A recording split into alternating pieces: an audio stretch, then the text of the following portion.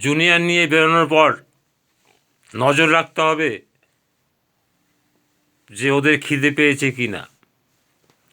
আপনি খান না খান, ওদের দিকে নজর রাখতে হবে যে ভাই খিদে পেয়েছে তোর, চল তাহলে একটু ঘুগনি মুড়ি খেয়ে নি, চল তাহলে একটু চা বিস্কুট খেয়ে নি।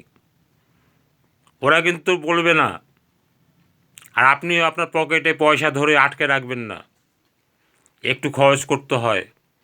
কেননা আপনি অ্যাসেট তৈরি করছেন, ওদের উপর দিয়ে হোল লাইফ ইনকাম করবেন। তাদেরকে যদি একটা চা, একটা বিস্কুট, একটা পাউরুটি, একটা রসগোল্লা এগুলো খাওয়ান, কিংবা দুটো ডালপুরি, তাহলে আপনার কত টাকা যাবে?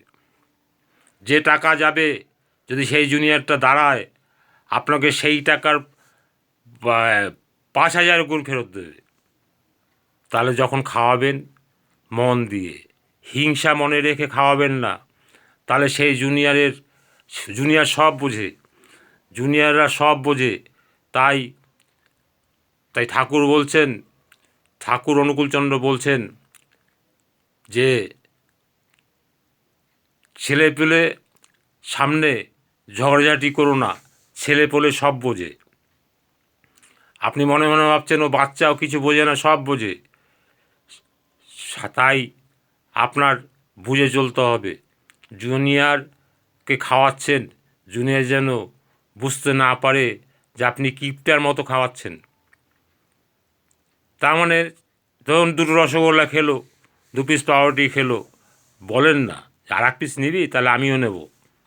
যদি নেয় দিন না, একটু কষ্ট হবে, কিন্তু সেগুলো তো সব উসুল হয়ে যাবে সেই জুনিয়র দাঁড়ালে পর। তাই কৃপণতা বন্ধ করুন, একটু খরচ করুন, দেখবেন জুনিয়ররা তার কত গুণ আপনাকে ফেরত দিচ্ছে। মিলিয়ে নেবেন, মিলিয়ে নেবেন। কেননা আমি ধরুন 1 কোটি টাকা জমা দিয়েছি, কোম্পানি আমার উপর দিয়ে লাভ করেছে 70 লাখ, আর আমাকে দিয়েছে একটা একটা গাড়ি 4 চাকা। কোম্পানি ইনকাম করলো কত? 70 লাখ, আমাকে দিল কত? একটা 4 চাকা।